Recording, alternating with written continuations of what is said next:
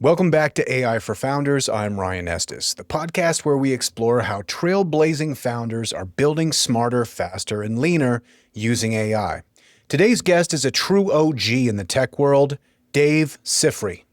Dave is the CEO of Warmstart.ai, a company that's flipping relationships on its head. Instead of strangers from cold outreach, Warmstart connects companies with warm leads. Think former colleagues, internal referrals, trusted industry contacts.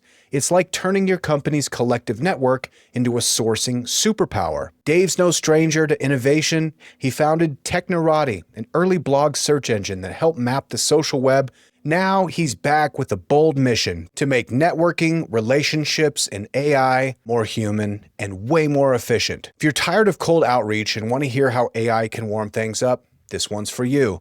Dave's also a great personal friend, and we will have him back on soon. Enjoy this one. Let's dive in. But first, this episode is brought to you by Kitcaster. Founders, you've built something amazing. Now let's let the world hear about it. Kitcaster books funded startup founders on top podcasts to talk about what they've built, why it matters, and where it's headed next. It's the easiest way to build up authority, generate leads, and grow your personal brand without lifting a finger.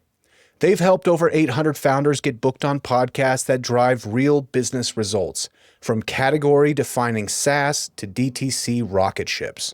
If you're ready to go from unknown to undeniable, Kitcaster will get you there, one conversation at a time.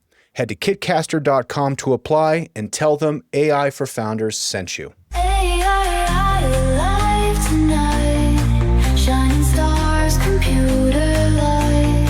AI take the flight, in the glow of neon bright. Welcome to the podcast, Dave. Ryan, it is such a pleasure. I'm so glad that we're finally doing this.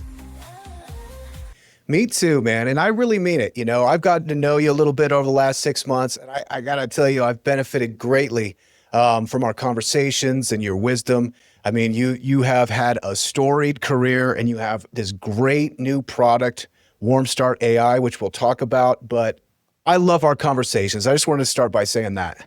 I do as well, man. And, it is unusual and really special when you find someone that you can just kind of go deep with right from the start and not have to worry about ego and all the rest of the BS that so often comes in these business networking conversations, right? Like, it's just like, no, we're just two human beings.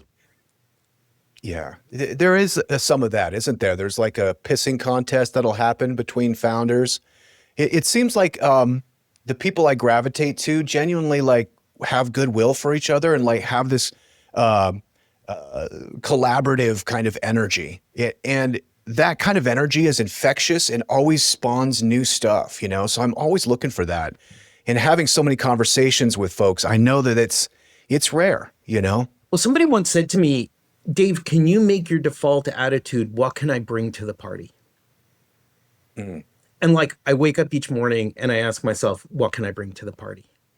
A, because it reminds me, it's a party, dude. Yeah.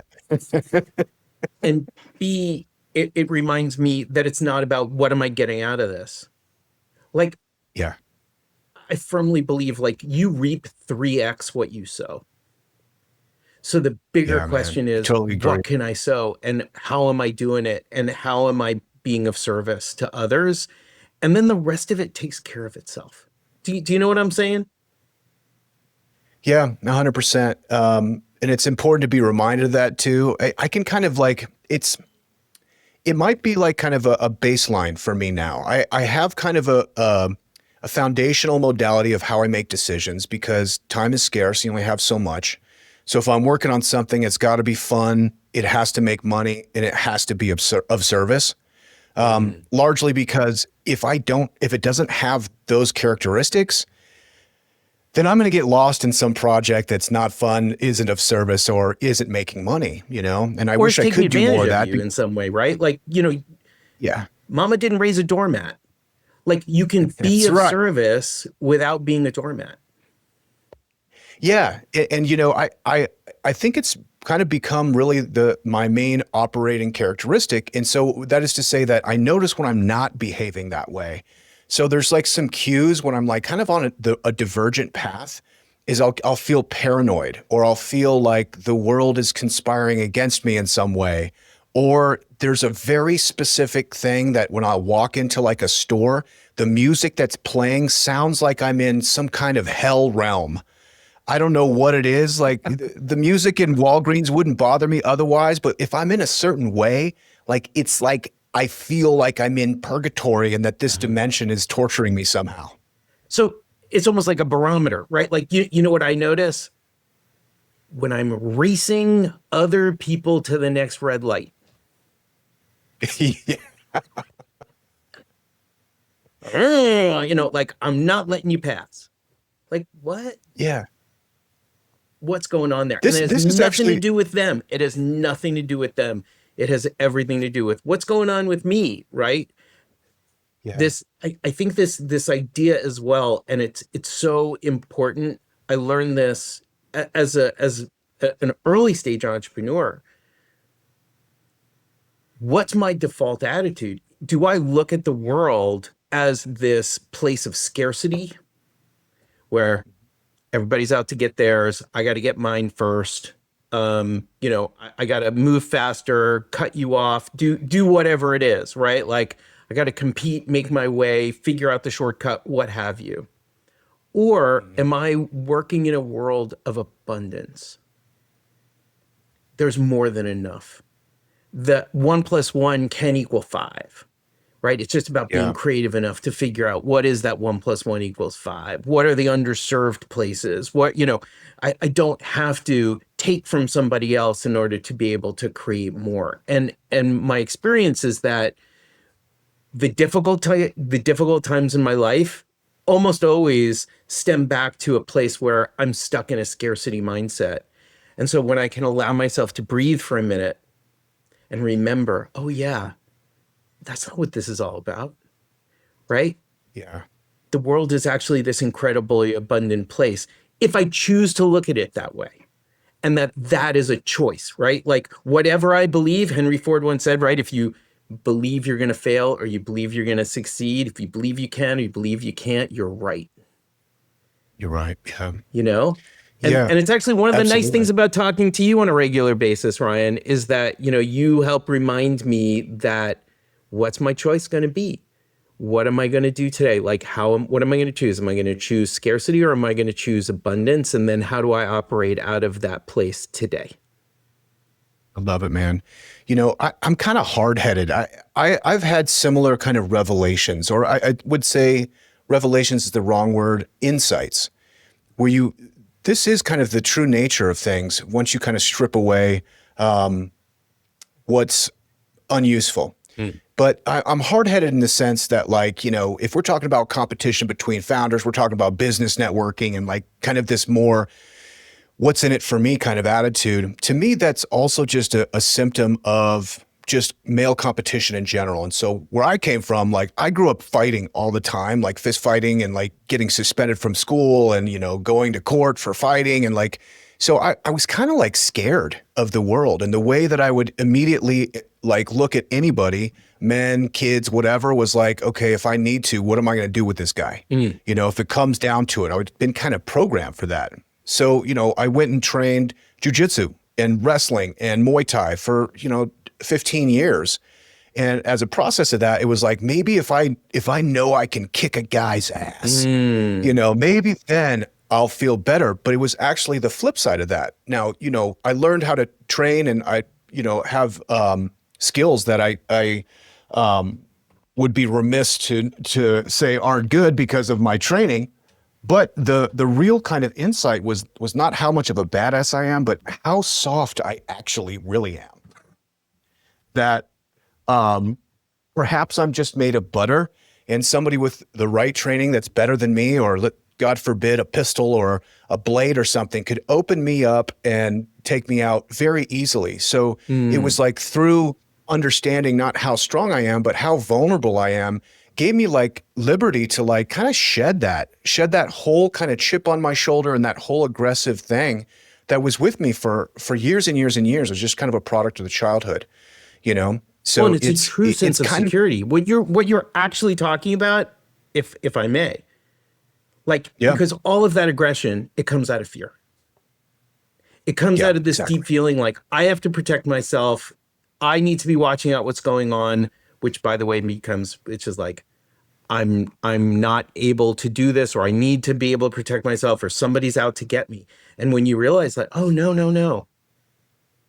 People, I mean, look, even the paranoid have enemies, of course, right? So you do need to recognize, right, that like, yes, there are people who will have that evil intent, but that like 99% of the world is not that way. Yeah, Right? 100%. And it encourages you to like just let it go. And ultimately, I mean, it's almost like a cliche. It's just like let it go. But really, it is. That's where I feel like insights is the right word, because it's something that comes from insides that allows everything else to fall away. And you're like, okay, these things are falling away. This aggression, this rage, this anger falls away. What's left? It's like, oh, it's actually just a genuine curiosity and a strong desire to connect with everybody. You know, so go with that. You know. Yes. And that Yeah. relationships are so much more valuable than transactions. And Totally agree. looking at this from the perspective of like what I'm doing here, it's not a transaction. I'm going to create A and you're going to pay, and like there, or like there's an exchange of value. And instead recognizing that, wow, you know what? This long-term value of getting to know an actual human being, who they are, what motivates them, what they care about, what's going on in their life, like that actually A, is the fulfillment of life in and of itself, but Right. B, that like there's joy regardless of what happens when I get to build a relationship with someone, right? And to have that relationship over time. This is actually probably an uncommon and borderline unsuccessful way to build products, potentially. But I also think that the products that come out of this kind of like earnestness are probably going to be the best, because how could they not be? I mean, how would you, when you're thinking about products, and I want to talk about what you do, because you're an amazing builder, you know, how does this kind of philosophy infiltrate into like how you go about your daily practice? How you work with transactional relationships where, you know, at the essence of business, you do want people to come in, you do want them to have fun and be of service and be able to make money and have value. How do you think those two things mesh? Yeah, no question. Like it, wow, that we could talk for hours just on that one item alone. Let me try to see if I can distill it down succinctly. So first off, there's got to be this understanding of there needs to be an exchange of value, right? If I'm not building something that you're going to find valuable, then there is not going to be an exchange of value. This isn't going to be a very, beneficial relationship for either one of us. Okay. So understanding that building something that's going to be successful is actually about either solving a really important problem or meeting an unmet need. Both of which, by the way, make for incredibly powerful, really, really sticky, very, very successful products. And the two great examples of that, right? So, solving a problem, right? You name, that's what most products do, right? So I've got a clog, right? Great. I go buy a plunger, that solves my problem. Okay. The job to be done is not, I need a plunger. The job to be done is I've got a clog that needs to get unclogged. And by the way, so what's your competition, right? Well, I could buy Drano, I could buy, a manual thing, or I could go hire a plumber, right? All of them are there to solve that fundamental problem. The other way of looking at this is I have a deep need. So I want to be able to communicate with somebody. I want to be able to, I didn't know that I needed to carry around like some amazing device that looks like this in my pocket. But boy, oh boy, right? When Steve Jobs came out and the team at Apple like rolled out the iPhone, there was this unmet need that no one even knew that they had at the time for that kind of a device, right? And that's an incredibly powerful area of invention too. But what does it do? It still is meeting those needs. I want to be able to communicate with people. I want to be able to, get to my contacts. I want to be able to run these applications, right? All of those things are meeting these deep unmet needs that I didn't even know that I had. Yeah. So start with that. And then recognize that the best companies, the most successful ones, are ones that realize that, like, we're not going to make all of our money off of the first interaction with you. You're not going back to Starbucks because they create the best coffee that you are willing to spend $4.50 for, and then you'll never come back. Yeah. They're about building an entire experience so that, every time you go there, you're going to get the same kind of consistent experience. And they're also about making sure that you feel really valued while you're there. So, who are you? Come on in. You're welcome. Of course, you can use our bathrooms or whatever it is, right? Like, they built an entire environment. And that's a very, very different kind of experience than one where I walk into, I don't know, any random shop and I just buy a cup of coffee at the gas station, right? So again, those are two powerful ways of looking at it. Like, can I build a relationship? And I think one of the things that got me really interested in the thing that ended up becoming Warmstart was a recognition that, like, I have been in this industry for over 20 years. I have met some of the most amazing people. I've built great relationships with many of them. And I have not communicated with most of them in the last 6 months. That there are just literally all of these amazing, and not only have I not communicated with these people who I love and who love me, they know me. They don't need to find out about me. They already know who I am, right? They've interacted with me and my company in the past. Because I'm a human being and, like, I'm constantly thinking about 80 other things, I just need to get reminded. So what if there was a tool that could actually go back through all of that history and build a dossier of every single person who I've ever communicated with or who has ever communicated with me? What did we talk about? What are their interests? Reach out on their social media. What are they doing now? When was their birthday? Like, all of that kind of information, and keep it constantly updated so that then it would remind me, hey, you haven't talked to Ryan in a long time. He just posted this cool thing on LinkedIn about, like, some really awesome news for his company. Like, why don't you reach out? Oh, by the way, we've also trained an LLM on your sent folder. So, like, we've even pre-written a draft for you, Dave. And it sounds like you, it's in your voice. Like, all you have to do is come in, maybe add a little bit here and there, take out a little bit here and there, and send it off. And the incredible response that has happened, like, we're seeing this, we have agency owners that are using this, and they are literally within months seeing ROI of 300%, 400%, 700% in terms of new deals that are coming in. And they don't have to go out and, like, do cold email outreach. I mean, many of them do. That's fine. Go ahead and keep doing your email.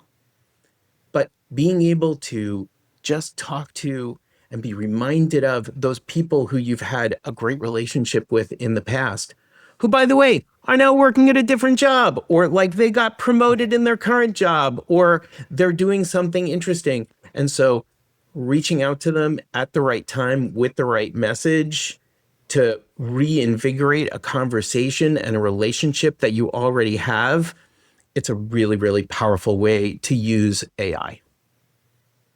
It's brilliant. And I did some research on you, Dave. I went and listened to a couple podcast episodes, and the way that you described it, I really liked. I wrote it down. It was, Warmstart is an AI tool to help humans be more human by extending our memory and nurturing our relationships. Now, I would love to get your opinion because, It feels like the trend for AI is chat. Of course, that was what kind of really got everyone excited, but also just a button that solves all your problems. So you're outsourcing your creativity to chat. You're outsourcing your solutions to search, like these kind of things. Whereas it feels like what you're doing is it's not outsourcing. Rather, it's like bringing out the source. Ooh, I should hire you for my marketing VP. Here's how I like to think about it. I look at, for example, what's going on in the world of self-driving cars. I live here in San Francisco. By the way, come on out to San Francisco, go take a trip in a Waymo. It's super cool. It's like living in the future. Is it scary? You get in and it's exciting. Yes, it can be a little scary because you look over in the front seat, in the driver's seat, and there's nobody there, right? Yeah. And they have done a tremendous job at making sure that every single inch of San Francisco is mapped out, and like they've got sensors and LiDAR and all this other stuff, right? They're spending a lot of money to really make sure that you don't have to think about a thing. But what happens when somebody puts a cone on top of that little LiDAR sensor? You're screwed, right? The car comes to a stop. There's nothing that it can do. So what I like to think about is really much more appropriate is, what if AI could be more like GPS than self-driving cars?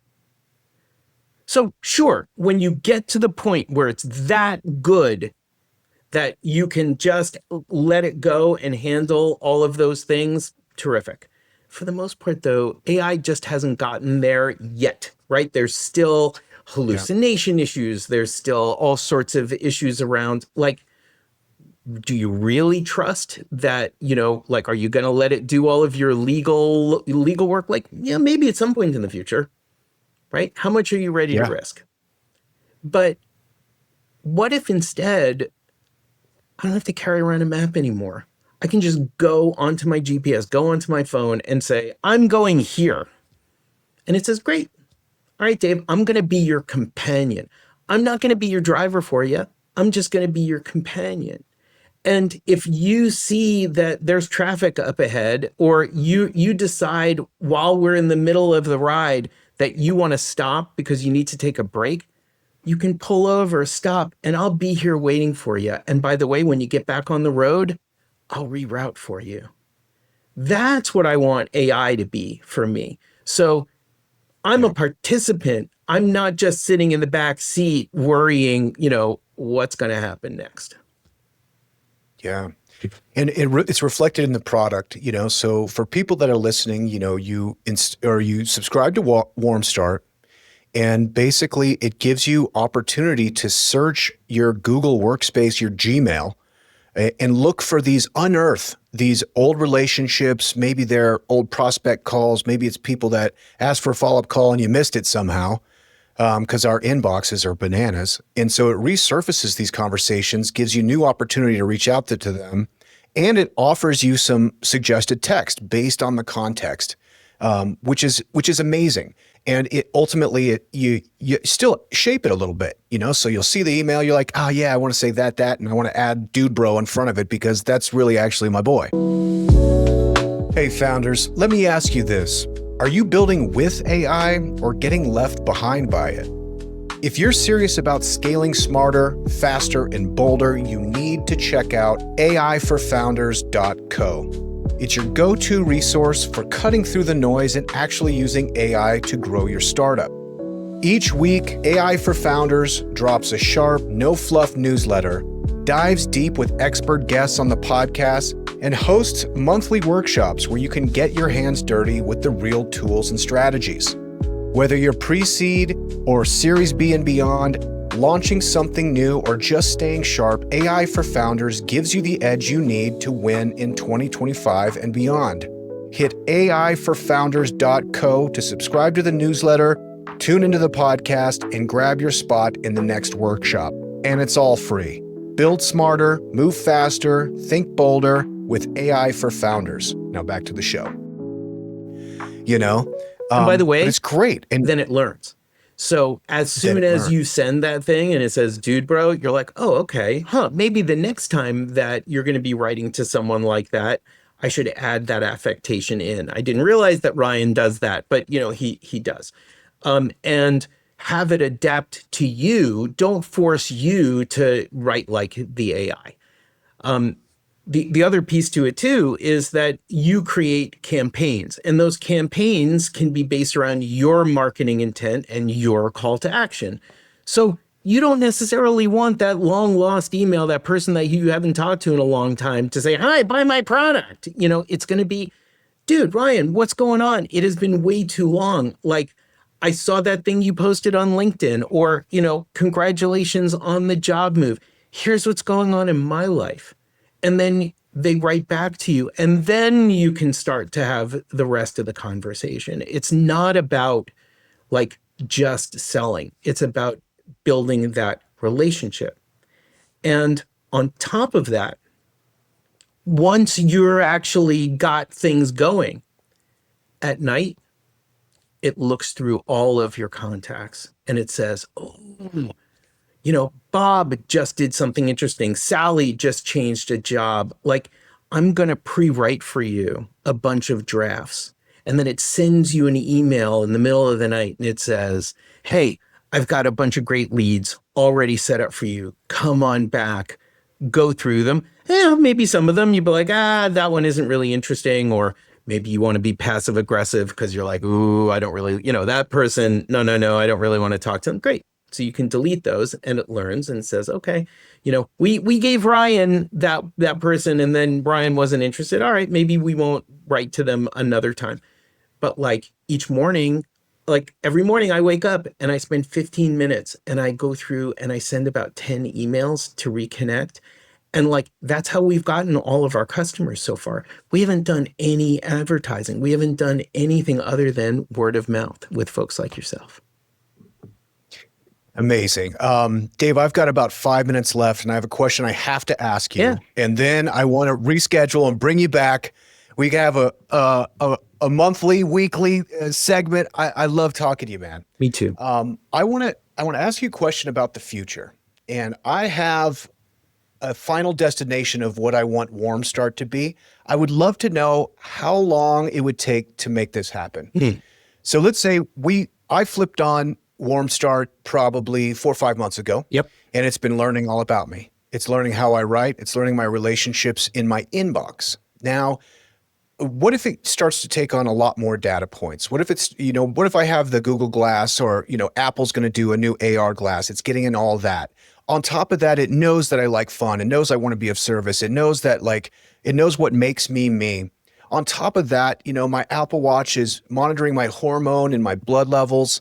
And it just, Warmstart at some point is going to be like, hey, Ryan, I noticed serotonin's been down for a while. You haven't really seen your buddies. The last time you were with these three guys, you guys had a great time. And boy, your blood pressure was low and your face was flushed. You had a great time. So why don't I just go ahead and schedule some time to get together with these guys? So it's this idea of like an outsourced memory and an enhanced memory I love how you say it, make humans more human, where it's monitoring not just your voluntary emails, but it's actually taking into consideration your who you are now, and then who you aspire to be, and how it can help facilitate that based on your own personal data. So if that's Warmstart in the future, how far in the future is that? Ooh, wow. I mean, right now, there's so much opportunity that we're knocking the door on, just in terms of being able to connect and communicate with all of the people and all of the different social activity streams that you have today.